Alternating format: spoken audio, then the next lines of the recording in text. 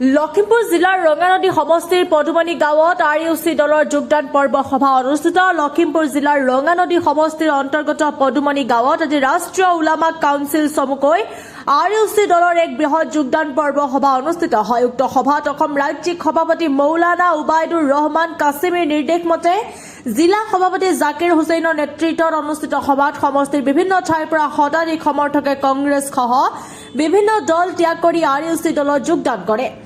সভাত যোগদানকাৰীসকলক দলীয় গামোচা প্ৰদান কৰি সম্বৰ্ধিত কৰা হয়। দলৰ বিভিন্ন জিলা আৰু সমষ্টি স্তৰৰ নেতৃবৃন্দে দলীয় নীতি আদৰ্শ ব্যাখ্যা কৰি আগন্তুক নিৰ্বাচনত ৰঙানদী সমষ্টিখনে আৰইউচিক বিজয়ীৰ আসনত উপবিষ্ট কৰিব বুলি দৃঢ় আশা প্ৰকাশ কৰে। গাঁৱৰ ৰাইজে উৎসাহ উদ্দীপনাৰে সভাত অংশগ্ৰহণ কৰে। বহু ৰাইজে মন্তব্য কৰে যে বৰ্তমান পৰিস্থিতিত আৰইউচিয়ে এক বিকল্প শক্তি হিচাপে আগবাঢ়িছে আৰু এইবাৰ ৰঙানদী সমষ্টি নিশ্চিতভাৱে আৰইউচি দলৰ দখলত যাব বুলি আশা প্ৰকাশ কৰে। News desk report BLP live.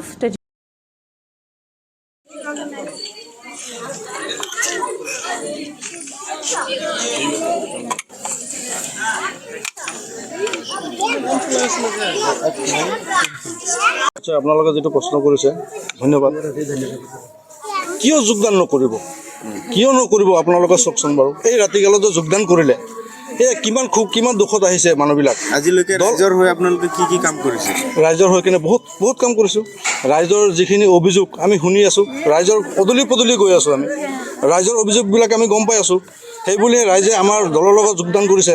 আজিলৈকে চাওক 4-5 মাহৰ ভিতৰত আমাৰ 8-10 হাজাৰৰ ওপৰত জইনিং কাৰ্যসূচী জইন হ'ল অলৰেডি। তাৰপিছতো আপোনাৰ চাওক চুকে কোনে গৈ কিনে আমি কমিটি বনালোঁ, আঞ্চলিক কমিটি বনাইছোঁ। এতিয়া বুথ কমিটি কাম চলি আছে। আঞ্চলিক কমিটিটো প্ৰায় শেষে হ'বলৈ হৈছে, অলপ কেইটামান আছে আৰু বাকী। এইখিনি আমি এইকেইদিনতে আমি আদায় কৰি পেলাম। পিছতে আমাৰ কাৰ্যসূচী হ'ব বুথ কমিটি। আমি য'ত গৈ আছোঁ ৰাইজৰ সঁহাৰি পাই আছোঁ, বিপুল সঁহাৰি পাই আছোঁ। আমাৰ দলত যি যোগদান কৰি আছে, আমাৰ জাকিৰ হুছেইন ডাঙৰীয়াক যিখিনি সহযোগ কৰি আছে যিখিনি ৰাইজে, এইটো আমাৰ কাৰণে বহুত সুখী। আমি বহুত ধন্যবাদ ৰাইজক আমাৰ ফালৰ পৰা, আমাৰ দলৰ ফালৰ পৰা। আপোনালোকৰ দল এইটো ARDFৰ বি টিম নেকি? কেতিয়াও হ'ব নোৱাৰে। ARDFৰ লগত আমাৰ কিহৰ বি টিম থাকিব? কোনো ধৰণৰ আমাৰ কোনো সিহঁতৰ লগত কানেকশ্যন নাই, লেনদেন নাই। সিহঁতে 5 বছৰ ৰাজত্ব কৰিছিলে এই সমষ্টিত, ৰঙানদী সমষ্টিত হওক, আমাৰ নাৱচাত কৰি গৈছিলে। সিহঁতে কি কৰি দিছে? একো কৰি দিয়া নাই। সেইকাৰণে আমাৰ দলক আঁকোৱালি লৈছে। না আমাৰ কোনো দলৰ লগত কোনো হেৰিৰ লগত আমাৰ যিখিনি আছে কাম কাজ আমি কৰি যাম। কোনোবাই কিবা ক'ব পাৰে সেইবুলি আমাৰ কোনো অৰ্থ নাই, আমাৰ কোনো কথা নাই। নহয় আপোনালোকে নিশ্চয় অলপ কেইদিনমান আগতে গমেই পাইছে। আমাৰ দলোহাট, আমাৰ এই আধাৰ কাষ্টৰ যিখিনি আছে, আমাৰ আদিবাসী বাঙালী ভোট যিখিনি আছে, তাতো আমাৰ কমিটি বনোৱা, আঞ্চলিক কমিটি বনোৱা হ'ল। ইতিমধ্যে আৰু মিটিং আঞ্চলিকৰ কাৰণে আমাক অলৰেডি মাতি আছে আৰু বহুত বিভিন্ন জেগাত আমাক মাতি আছে। বিভিন্ন আধাৰ কাষ্টৰ মানুহ আমাৰ লগত যোগাযোগ কৰি আছে। কমিটিত অলৰেডি সোমালেই, আঞ্চলিক বনাই দিছোঁ। এতিয়া বুথ কমিটি বনাম। এইটো নহয়, আমাৰ আধাৰ কাষ্টৰ মানুহ চব মানুহে আমাৰ লগত আছে। পদুমণিত বহুত ডাঙৰকৈ এটা যোগদান কাৰ্যসূচী আৰম্ভ হৈছে। প্ৰায় 200-250 মানুহ জইন কৰিলে ৰাষ্ট্ৰীয় ওলামা কাউন্সিলত। এতিয়া লাহে মানুহ ভাল পাইছে ৰাষ্ট্ৰীয় ওলামা কাউন্সিলত। চব মানুহ য'ত ত'ত মানুহে জইন কৰি আছে, মানুহে মাতি আছে, আমি গৈ আছোঁ। নিজে সিহঁতে মিটিং দিয়ে, মানুহ মাতি আছে, আমাক মাতি আছে, আমি গৈ জইন কৰি আছোঁ। এতিয়ালৈকে কিমানজন মানুহে আপোনালোকৰ দলত যোগদান কৰিছে? এতিয়া বৰ্তমান 10 হাজাৰৰ ওপৰত হ'ব আমাৰ দলত জইন কৰিছে। আপোনালোকৰ দলত যোগদান হ'লে কি প্ৰফিট হ'ব ৰাইজৰ প্ৰফিট হ'ব? ৰাইজৰ লোকেল ল'ৰা হিচাপে আমাক বিচাৰিছে। লোকেল মানুহ, আমি চালানী মানুহ নহয়, আমি ইয়াৰ স্থানীয় মানুহ হিচাপে মানে বিচাৰিছে।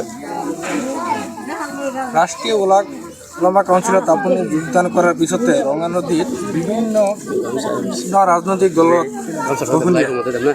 কি ক'ব আপুনি? এতিয়া বৰ্তমান বহুত দল আছে ইয়াত, BJP, AJP, কংগ্ৰেছ, চব দলৰ পৰা আহি মোৰ দলত জইন কৰি আছে। মোক ৰাইজে ভাল পাইছে, সেইকাৰণে জইন কৰি আছে।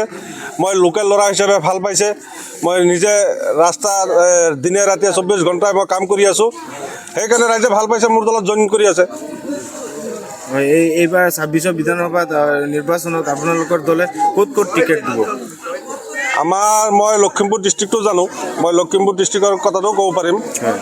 মোৰ লখিমপুৰ ডিষ্ট্ৰিক্টত এতিয়া বিপুৰীয়া, নাৱৈচা, লখিমপুৰ ৰঙানদী সমষ্টিত আমি টিকেট দিম বুলি আশাবাদী মানে যোগাযোগ কৰি আছোঁ। ৰঙানদী সমষ্টিত এইবাৰ নিৰ্বাচনী যুঁজ কেনে হ'ব বুলি আপুনি আকৰ্ষণীয় বহুত আকৰ্ষণীয় যুঁজ হ'ব।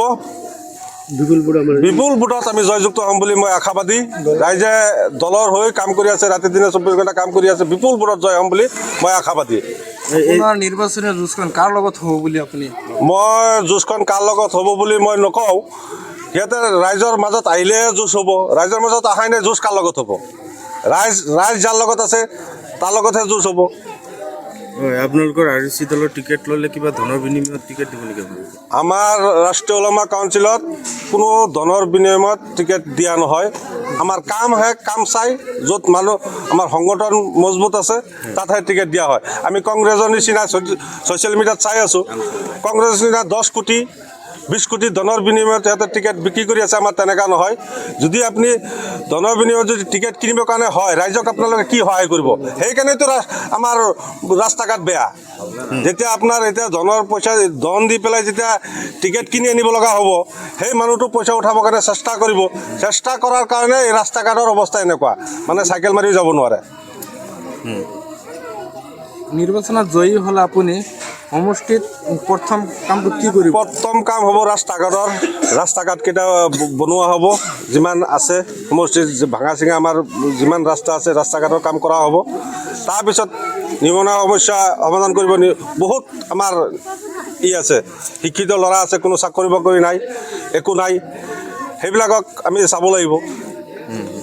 আজি কিমান মানুহে যোগদান কৰিছে? এতিয়া 200ৰ ওপৰত জইন হৈছে। এতিয়া আজি 200ৰ ওপৰত জইন হৈছে। ঠিক আছে। কাউন্সিলৰ দলত মই যোগদান কৰিছোঁ। আগত আছিলোঁ মই কংগ্ৰেছ আছিলোঁ। কংগ্ৰেছত কোনো লাভ নাই। কংগ্ৰেছ এনে মিছা মিছি কথা কৈ মানুহক কোনো সহায় সুবিধা নকৰে। আমি বহুত বছৰ কৰিলোঁ, 5-10 বছৰমান কৰিলোঁ, কোনো আমি সুবিধা পোৱা নাই। আমাৰ এতিয়া আপোনাৰ পুৰণা দল ৰাষ্ট্ৰীয় ওলামা কাউন্সিলৰ দল, পুৰণা দল আমাৰ বহুত দিনৰ পৰা আছে, আমাৰ দল আছে। ইমান দিন আমাৰ দল অহা নাই।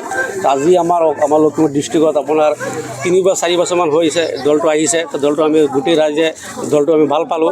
ভাল পোৱা উপলক্ষে আজি আমি দলত গোটেই ৰাইজ, আমাৰ পদুমণি 2 নং পদুমণি গাঁৱৰ ৰাইজ আমি একলগত হৈ যোগদান কৰিলোঁ।